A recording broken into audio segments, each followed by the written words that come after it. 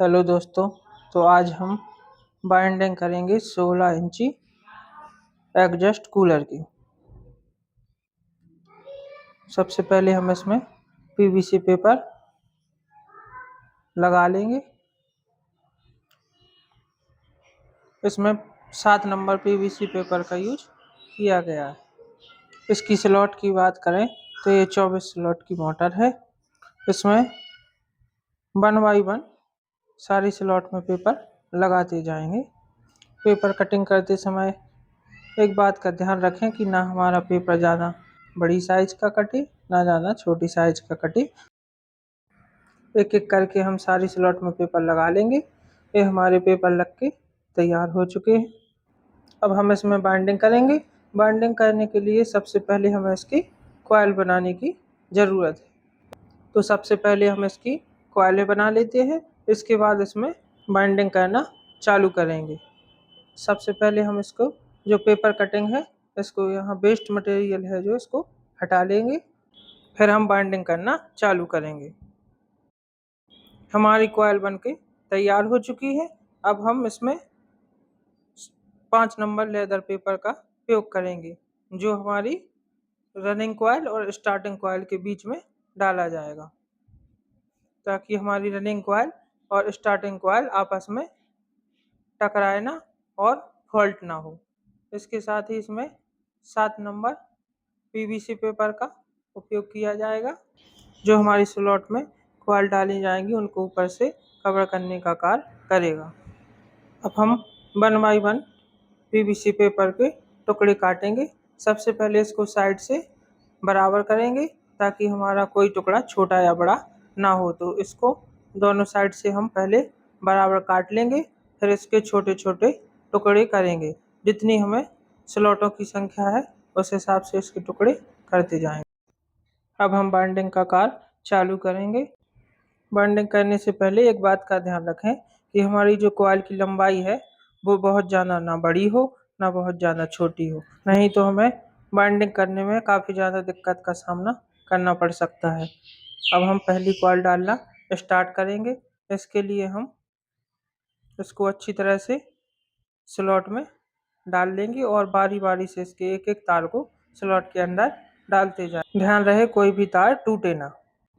इस तरह से हम कॉइल को बारी बारी से स्लॉट में डालेंगे और ऊपर से 7 नंबर पीवीसी पेपर या लेदर को लगाते जाएंगे। इसकी पिच की बात करें तो इसमें 1 से 4 सिंगल और 1 से 6 डबल लपेटों को डाला गया है। इसी तरह से हम चारों कॉइलों को धीरे धीरे 1 से 4 सिंगल और 1 से 6 डबल डालते हुए नीचे की जो हमारी रनिंग बाइंडिंग है उसको पूरा भर लेंगे। इसकी गेज की बात करें तो इसमें 28 नंबर तार का उपयोग किया गया है जिसमें 110 चक्कर डाले गए।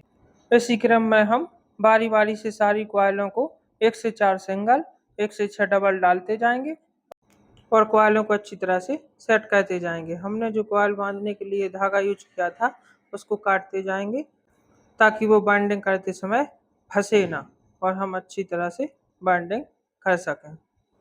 हमारी एक कॉइल स्टेटर के अंदर अच्छी तरह से भर चुकी है। इसी क्रम में हम आगे की कॉइलों को डालते हुए हमारी जो रनिंग बाइंडिंग है उसको पूरा कर लेंगे। हमारी जो रनिंग बाइंडिंग है भर के तैयार हो चुकी है। कनेक्शन बाकी मोटरों की तरह इसके भी सेम ही रहेंगे। अब हम इसकी स्टार्टिंग बाइंडिंग या जिसको कंडेंसर बाइंडिंग भी बोलते हैं को भरने का काम करेंगे।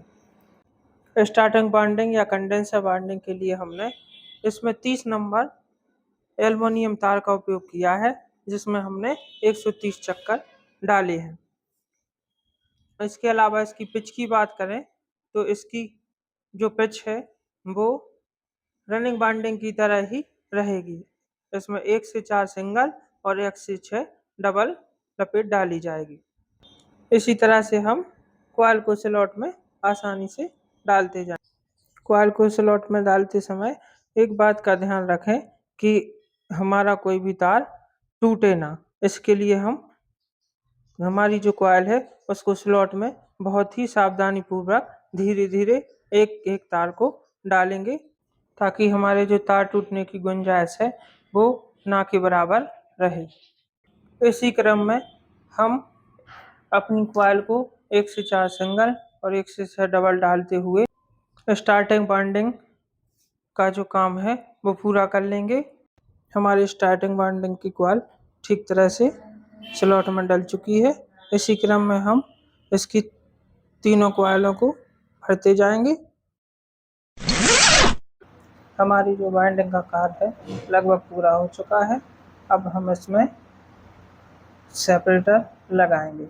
इसके लिए हम 7 नंबर ग्रीन शीट का उपयोग करेंगे, जो हमारी स्टार्टिंग वाइंडिंग और रनिंग वाइंडिंग के बीच में लगाई जाएगी।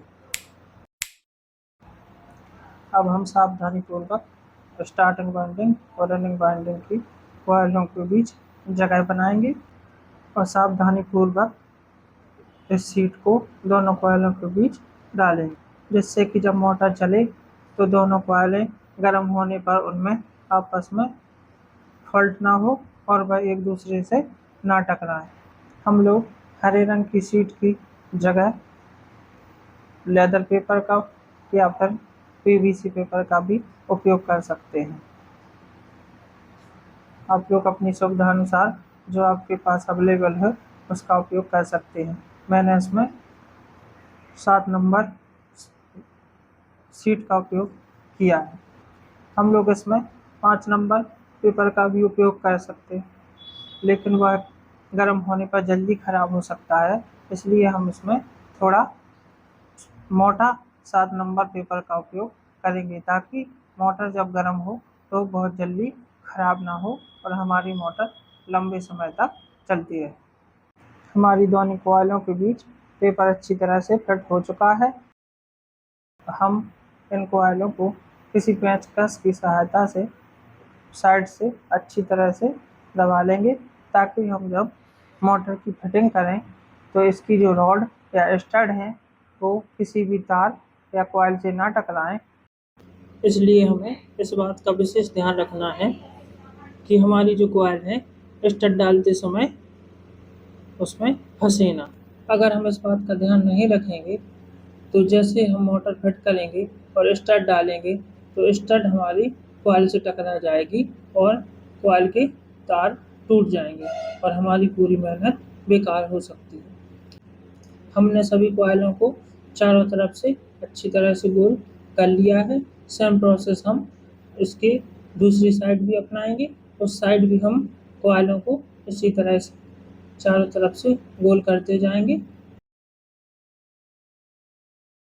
सभी कॉइलों को बाहर साइड से गोल करने के बाद हम इसको अंदर साइड से भी गोल करेंगे, ताकि जब हम इसमें रोड़ा डालें तो वो आसानी से चला जाए और किसी भी कॉइल में ना फंसे। इसके लिए हम किसी लकड़ी या प्लास्टिक की हथौड़ी से इन कॉइलों को धीरे धीरे ठोककर रॉडर के आकार में ले आएंगे, ताकि हमारी कॉइलें जो है ना वो पूरी तरह से गोल हो जाएं और जब भी हम इसमें रोड़ा डालें तो वह आसानी से चला जाए और इन कॉइलों से ना टकराए। यदि हम इनको गोल नहीं करेंगे तो जब भी हम इनमें रोड़ा डालेंगे वो हमारी कॉइलों से टकरा जाएगा और हमारी कॉइल के तार टूट जाएंगे और हमारी जो मोटर है वो खराब हो जाएगी।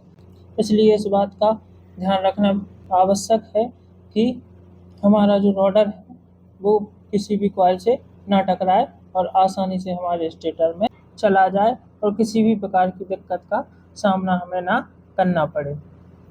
इसी तरह से हम मोटर की दूसरी साइड भी कॉइलों को गोल करते जाएंगे और इनके दोनों कॉइलों के बीच जगह बनाते हुए इसमें पेपर फंसा लेंगे।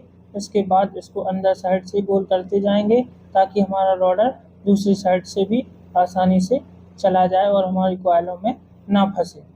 हमारी जो 16 इंच की एग्जॉस्ट कूलर की जो मोटर है उसकी वायरिंग का कार्य लगभग पूरा हो चुका है। अब हम इसके कनेक्शन निकालेंगे। कनेक्शन के लिए हमने 1 नंबर स्लिप, 3 नंबर स्लिप का उपयोग किया है। आपके पास जो अवेलेबल हो उसका उपयोग कर सकते हैं।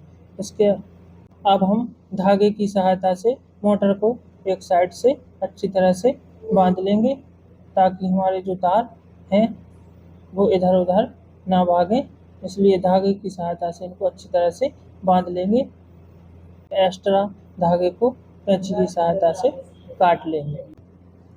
इसी तरह से हम मोटर को दूसरी साइड पलटकर कनेक्शन साइड भी धागे की सहायता से मजबूती से बांध लेंगे। इसके लिए सबसे पहले हम चारों कनेक्शन को अलग-अलग करेंगे। उसके बाद इन पर लगा इंसुलेशन किसी नुकीली चीज की सहायता से हटाएंगे।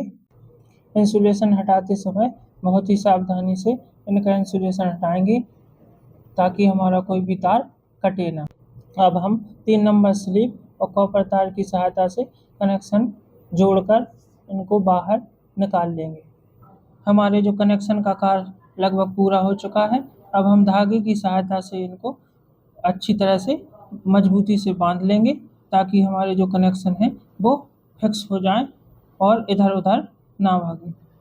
कनेक्शन बांधने के बाद एक बार फिर हम जो हमारी बाइंडिंग है उसको पेंचकस और हथौड़ी की सहायता से अंदर और बाहर से अच्छी तरह से गोल कर लेंगे ताकि हमारी जो रोलर है वह किसी भी कॉइल या तार से ना टकराए और आसानी से अंदर चली जाए। अब हम वायर कटर की सहायता से हमारे जो कनेक्शन वायर हैं उनको छील लेंगे और हम इसकी सीरीज की सहायता से कंटिन्यूटी चेक करेंगे कि हमने बाइंडिंग करते समय कोई गलती तो नहीं की और हमारा कोई भी तार कहीं से टूटा तो नहीं है। हमारी जो बाइंडिंग का कार्य है वो लगभग पूरा हो चुका है। अब हम जो अंदर स्लॉट है उसमें जो पीवीसी पेपर डाले हैं उनको चेक करेंगे कि कोई स्लॉट से बाहर तो नहीं निकला हुआ है। यदि हमारे पेपर स्लॉट से बाहर निकले हैं तो हम एक पत्ती की सहायता से उनको धीरे-धीरे आसानी से ठोक लेंगे। इस बात का ध्यान रखें कि कोई भी तार टूटे ना। इस कार्य को सावधानीपूर्वक करें। वीडियो अच्छा लगा हो तो हमारे चैनल को लाइक, सब्सक्राइब और शेयर करना ना भूलें।